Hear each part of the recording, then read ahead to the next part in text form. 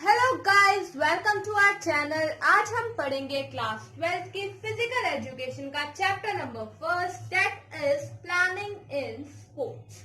ठीक, planning in sports को पढ़ने से पहले सबसे पहले हमें पता होना चाहिए कि प्लानिंग क्या है।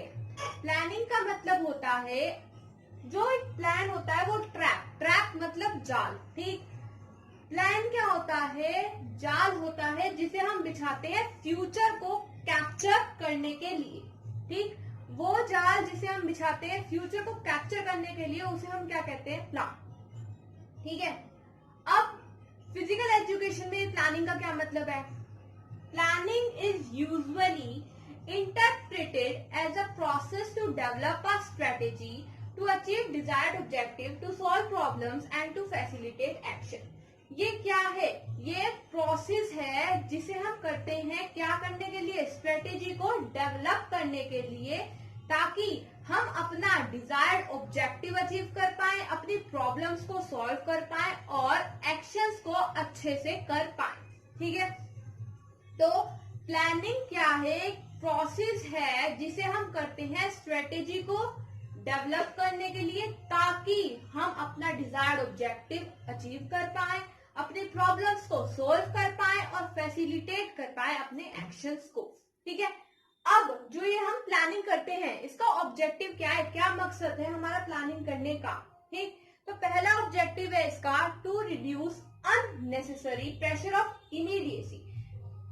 इमीडिएट वर्क मतलब जो तुरंत हमें करना पड़ जाए, तो वो वाला प्रेशर हटाने के लिए इमीडिएसी का। अगर फॉर एग्जांपल आप क्या कहते हैं, क्लास 12 की आपने फिजिकल एजुकेशन शुरू से पढ़ी नहीं, बोर्ड्स आ गए, तब आपने सोचा कि मैं अब फिजिकल एजुकेशन पढ़ता हूँ, तो अब क्या होगा?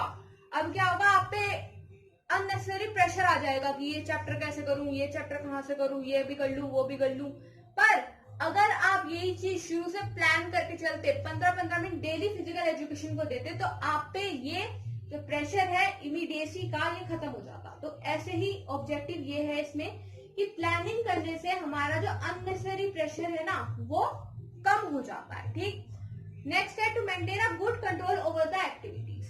अब क्या कहते हैं, अगर आप फिजिकल एजुकेशन शुरू से पढ़ते चलोगे तो सारे चैप्टर्स आपको क्लियर होंगे। अगर याद भी नहीं होंगे तो एटलीस्ट टॉपिक आपको क्लियर होगा, तो आप एंड में जब याद करने की कोशिश करोगे तो आपको इजिली याद हो जाएगा। तो क्या होगा, इसकी हेल्प से प्लानिंग करी आपने, उसकी हेल्प से आपको क्या मिला कि हमने क्या करा? Maintain good control over all the activities. हमने सारे एक्टिविटी पे अच्छा कंट्रोल रख लिया आपने। ठीक, फिजिकल भी हो गई, इंग्लिश भी हो गई, अकाउंट्स हो गई, बिजनेस हो गई, सब चीजों पे अच्छे से हमने कंट्रोल कर लिया, क्योंकि हम शुरू से ही प्लानिंग करके चले थे। ऐसे ही स्पोर्ट्स पर्सन है, अगर वो शुरू से अपनी एक्टिविटीज को प्लान करके चलेगा तो क्या होगा, उससे वो इजिली अपनी सारी एक्टिविटीज को कंट्रोल कर सकता है। ठीक, टू फैसिलिटेट प्रॉपर कोऑर्डिनेशन।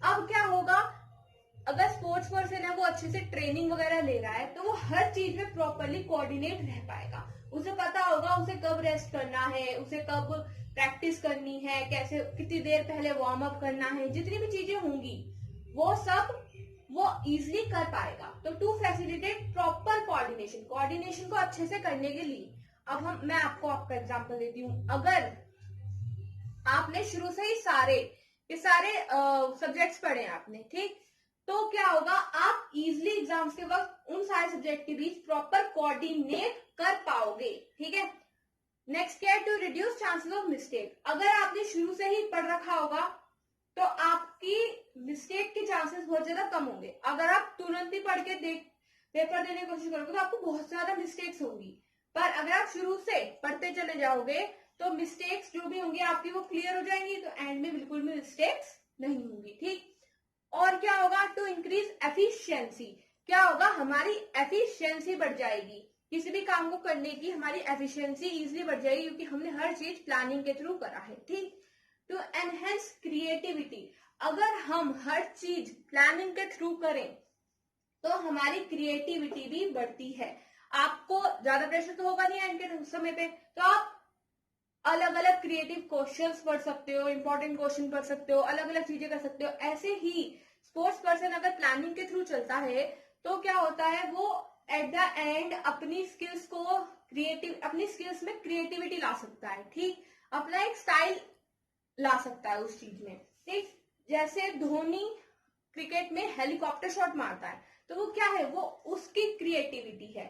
क्यों? क्योंकि वो हर चीज प्लानिंग के थ्रू करता है। नेक्स्ट क्या है, टू एनहेंस स्पोर्ट्स परफॉर्मेंस। अब क्या होगा, अगर आप हर चीज प्लानिंग के थ्रू करके चलोगे तो आपकी स्पोर्ट्स परफॉर्मेंस 101% बढ़ेगी ही बढ़ेगी। एनहेंस मतलब बढ़ना। ठीक, तो आपकी स्पोर्ट्स परफॉर्मेंस बहुत ज्यादा अच्छे से एनहेंस हो पाएगी क्योंकि आप हर चीज को प्लान करके चल रहे हो। ठीक है, तो अभी हमने पढ़ा कि प्लानिंग एग्जैक्टली है क्या।